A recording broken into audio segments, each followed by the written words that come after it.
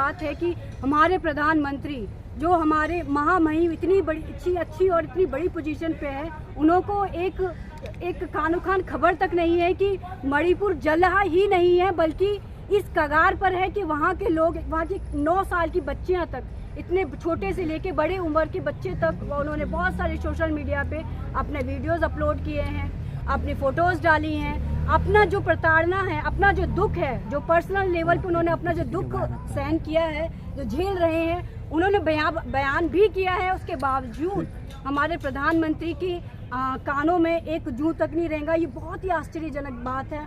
और एक तरफ जो हमारे राहुल गांधी जी हैं, जिन्हों को मतलब सांसद की जो उनकी जो मतलब जो मेंबरशिप थी वो भी छीनने की कोशिश करी है। एक उनका तरफ देखा जाए, जो बताओ उनको मतलब पीछे से उनके पास मेंबरशिप नहीं है, उनको वो औहदा भी नहीं दिया गया। उसके बाद ये राहुल जी तो भड़काने का काम करते हैं, कहीं भी जाते हैं सबको जैसे खड़ा कर देते हैं सड़कों पे, तो कैसे मतलब देश कैसे चलेगा? कहाँ, मुझे आप यही बताइए, ये जो राहुल गांधी जी हैं उनके इस पे किस तरीके की पॉलिटिक्स या राजनीति आपको दिखती है? एक जो इतनी बड़ी वो भी बहुत अच्छी पोजीशन पे, इतनी महामहिम पोजीशन पे, यहाँ से मतलब दिल्ली से कोई इंसान मणिपुर जा रहा है और डे नाइट वहाँ पे उन्हें किशन जगह बहुत सी दूसरी जगह रोका गया। उसके बावजूद उन्होंने डे नाइट उन्होंने बहुत सारे धरने पर उन्होंने हर एक इंसान की बात सुनी है, उसके जवाबदेही रखी है। यही नहीं, उन्होंने उन लोगों को भी सोशल मीडिया को कवर करके जो लोगों ने प्रताड़ना जाहिर की है, हमारी सोनिया गांधी जी ने भी और राहुल गांधी जी ने भी पर्सनल लेवल पे भी और सोशल मीडिया लेवल पे भी राहुल गांधी 2024 की तैयारी कर रहे हैं, कोशिश की है। राहुल गांधी भी गए हुए थे मणिपुर। अगर वो रियल में इस तरीके की तैयारी कर रहे होते तो वो 100% जाते ही नहीं। एक बात बताइए, हमारी जो सदस्यता है, जो महामहिम पोजीशन पे है, वो कौन है? प्रधानमंत्री जी हैं। प्रधानमंत्री की रिस्पॉन्सिबिलिटी बनती है कि पहले वो घर को देखे, उसके बाद वो बाहर को देखे। उन्होंने अपने भारत को छोड़ के, भारत जल रहा है, मणिपुर क्या हमारे भारत का हिस्सा नहीं है? मणिपुर क्या उन्होंने जो करोड़ों की आबादी के लोग हैं, क्या वो भारत का हिस्सा नहीं था? पहले वो मणिपुर को देखेंगे या बाहर के लोगों को देखेंगे? पर्सनल लेवल पे अभी ही कुछ महीनों पहले वहाँ पे वोटिंग हुई थी, वहाँ इलेक्शंस हुए थे, वहाँ का रिजल्ट दिया है और वहाँ पे मणिपुर में वो अच्छे मतलब वोटों से जीते भी हैं।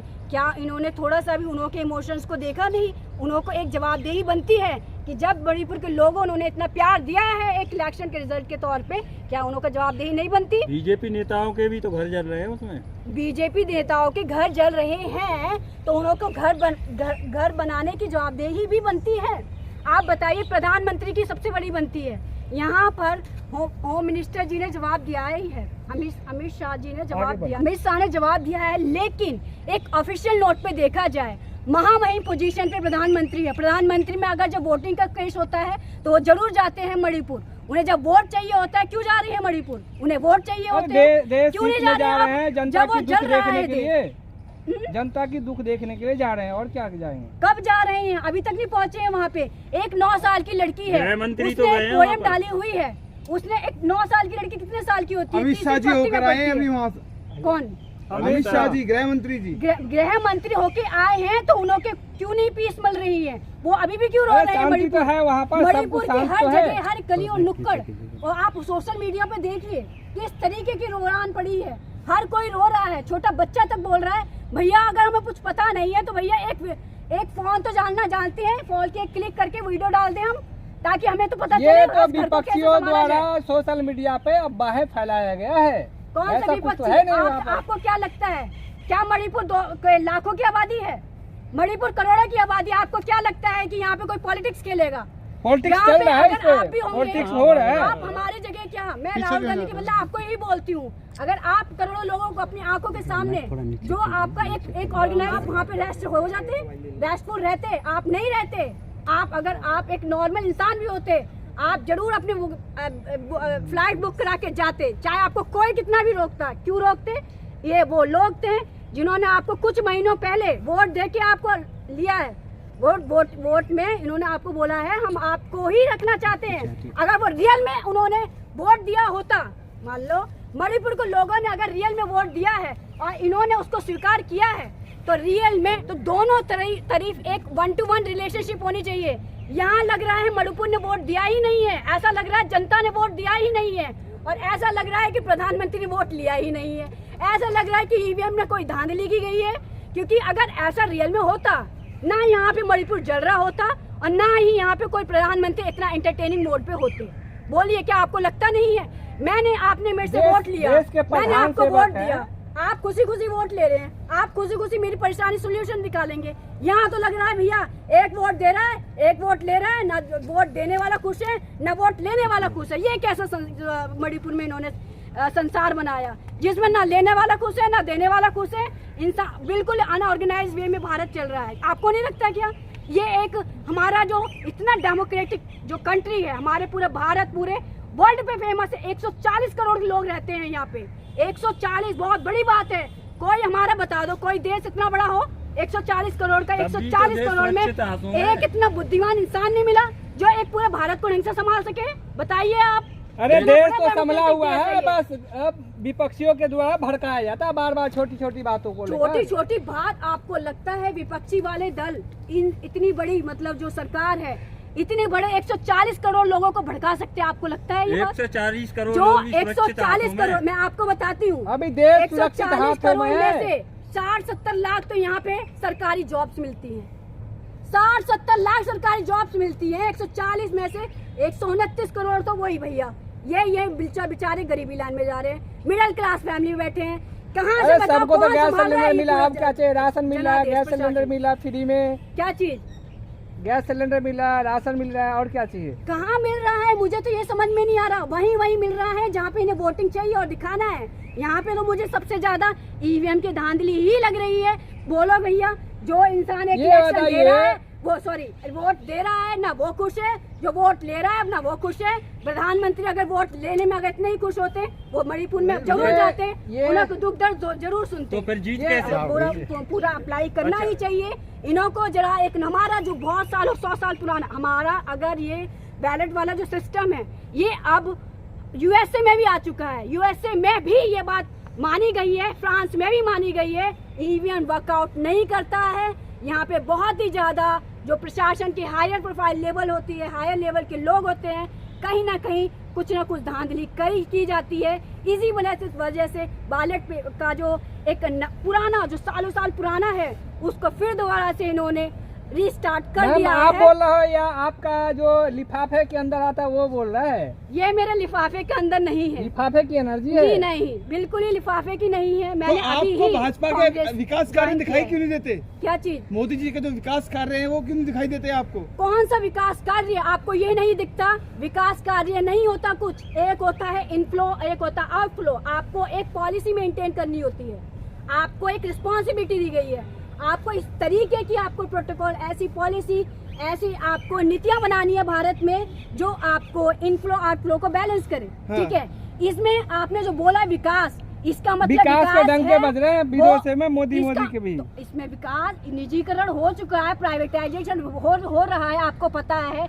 रेल बिक रही है, LIC बिक रही है, अस्पताल बिक रहे हैं। कौन सा विकास है? सालों साल का जो गांधी की जो पूरी फैमिली ने जो बनाया है, उनकी जो सरकार ने बनाया है, सबको तो इन्होंने बेच खा डाला। लेकिन 9 साल कौन सा विकास चाहते हैं? 9 साल बेमिसाल का नारा देते हैं। दे क्या आप क्या चाहते हैं? 9 साल बेमिसाल का नारा देते हैं मोदी जी और कहते हैं जनता का सेवक बन के काम कर रहे हैं। कोरोना वायरस में करोड़ों लोग मरे हैं, कोरोना वायरस में करोड़ों लोग मरे हैं। आप बताइए, ये बताइए चंद्रशेखर, कौन सा विकास? मरना एक विकास है? आप बताइए। भीम आर्मी चंद्रशेखर आजाद पे जो हमला हुआ इसको किसको जिम्मेदार मानते हैं? इनको एक तो जो पूरा एक मतलब एक जो लीगल सिस्टम है, ऑर्गेनाइज सिस्टम होना चाहिए सहारनपुर का। स्पेशली मैं इतनी ज्यादा आश्चर्यजनक हूँ, सहारनपुर में ही भीम आर्मी का उनका जो मेन जो हेडक्वार्टर है वो सहारनपुर में ही है, मेरठ यही सी जगह है। अगर वहाँ पे इनों के साथ अटैक हो रहा है, इसका मतलब आसपास के लोग जो जिन पे वो विश्वास करते थे और जिनको उनके पीछे लोग लगाए गए हैं, उनको जो पीछे मोदी जी गुंडे का घूस मोदी हैं, योगी उनका अच्छे कुछ खाना में मिलाया गया होगा, कुछ पीछे पड़े होंगे, कुछ योगी जी के राज में प्रशासन बहुत ही टाइट है, सख्ती है प्रशासन की। कौन सी सख्ती लग रही है आपको? मैंने अभी बहुत केसेस सुने हैं, आप यही देख लीजिए सेक्टर 63 और यहाँ पे ये जो NCR वाला जो रोड है, यहाँ पे भैया आए दिन बहुत सारे रेप केसेस हुए हैं। मैंने बहुत सारे रेप केसेस मतलब अच्छे काम नहीं गिनाने हैं, बस बुराई ही करना है। बुराई क्या बोले, बुराई हम तो भैया जो अनुभव कर रहे हैं वही बोल रहे हैं। मैं अपना पर्सनल एक्सपीरियंस बताती हूँ। 2019 में मैं खुद जॉब करती थी। मैं लास्ट ईयर ब्रांच मैनेजर रह चुकी हूँ एक IT और डिजिटल मार्केटिंग कंपनी की। एज अ पर्सनल लेवल मैं जब बाहर निकलती हूँ 8 बजे, मेरे पीछे गूंज पड़ जाते हैं, और जब मैं आ रही होती हूँ तब भी मैं मुझे पता नहीं होता, और मुझे जब मैं घर में कुछ दिनों बाद मेरे फोन चोरी होते हैं। ये किस तरीके का प्रशासन है? फोन चोरी हो जाएंगे तो पूरे मतलब प्रशासन को खड़ा बोल दोगे? फोन चोरी, लेकिन आपने तो यही बोला ना जवाब दे। मैं तो अपना पर्सनल एक्सपीरियंस कुछ ना कुछ बताऊंगी। मेरे पर्सनल एक्सपीरियंस में बहुत सारा दुख है। मेरे पेरेंट्स नहीं रहे, और भी बहुत इसके पीछे कुछ स्टोरीज है। क्या ये प्रशासन का मैं इसमें नाम नहीं लूंगी? क्या बताइए थोड़ा। धीरेन्द्र शास्त्री जो हिंदू राष्ट्र घोषित कराना चाहते, इस पे क्या बोलेंगे? मुझे तो भैया समझ में नहीं आ रहा। रेन का बड़ी इतनी स्ट्रैटेजी हो गई, और रेन शास्त्री जी ने इस पे कुछ प्रिडिक्शन नहीं करी। पहले बता देते भैया, मैं ही उनके पैर पूज लेती। मुझे इलेक्शन के बारे में बता दो अच्छे से, पहले से ही मुझे कल अभी के 1 सेकंड बाद बता दो। करते हैं मैडम, आपकी भविष्य बता सकते हैं? हाँ बता सकते हैं। तो मैं वही पूछना चाहूंगी कि मैं यहाँ से वहाँ जाने वाली हूँ, मैं क्या खाने में खाने वाली मुझे खुद भी नहीं पता। पानी में कितने बजे पीने वाली मुझे खुद भी नहीं पता। मैं नेक्स्ट सेकंड जी पाऊंगी, मेरे तो दूर की बात, आप इन्हीं के बारे में बता दीजिए। चंद्रशेखर आजाद रावण जी के बारे में, ये जिंदा रहेंगे या मर जाएंगे, या फिर इन पे फिर दोबारा हमला होगा, इसी के बारे में बता दीजिए। नहीं, उनसे जाकर पर्ची खुलवाएंगे तभी तो। पर्ची तो निकलवाइए भाई। अब ये पर्ची का सिस्टम इन्होंने अपना खुद बना लिया है कि हम सिर्फ प्रेडिक्शन पर्ची से ही कर सकते हैं, थर्ड आई से कर सकते हैं, या बयानबाजी से कर सकते हैं, या कुछ करना है। ये तो उन्होंने अपना ऑर्गेनाइज सिस्टम खुद अलग ही बना रखा है। इन्हों के जो स्पीच सेटिंग्स हैं इन्हों का खुद बना रखा है। मैं सिर्फ ये पूछना चाहती हूँ, जो अभी रेल एक्सीडेंट हुआ था उड़ीसा का, बालासोर का, इतना तगड़ा एक्सीडेंट हुआ भाई साहब। 3 जो रेल इकट्ठा, 2 रेल होती हम मानते, 3 रेल भाई साहब, 3 रेल आ रही है। कुछ छोटी मोटी बात नहीं है, बहुत बड़ी बात है। पूरा रेल प्रशासन एक स्टेट का नहीं होता, बहुत लोगों का इसमें वो है। इतनी ज्यादा अनकॉन्शियस, इतनी ज्यादा अचेतना हमें तो कहाँ से असहनीय, तो हमारे लिए बहुत ज्यादा असहनीय। अच्छा, 2024 को लेकर क्या कहेंगी? बदलाव होगा क्या नहीं होगा?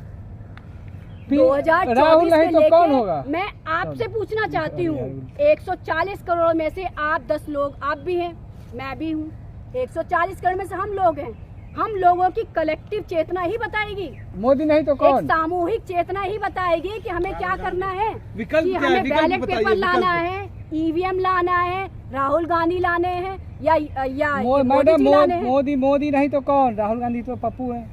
कौन पप्पू है? ये तो बयानबाजी जो नरेशन है, ये तो वही सेट करते हैं। ये हमारे अकॉर्डिंग कोई पप्पू है या अप्पू है, ये हमारे अकॉर्डिंग कोई नहीं चलता। पप्पू जैसे शब्दावली बहुत ही एक महामहिम पोजीशन पे बहुत ही नेगेटिव लगता है।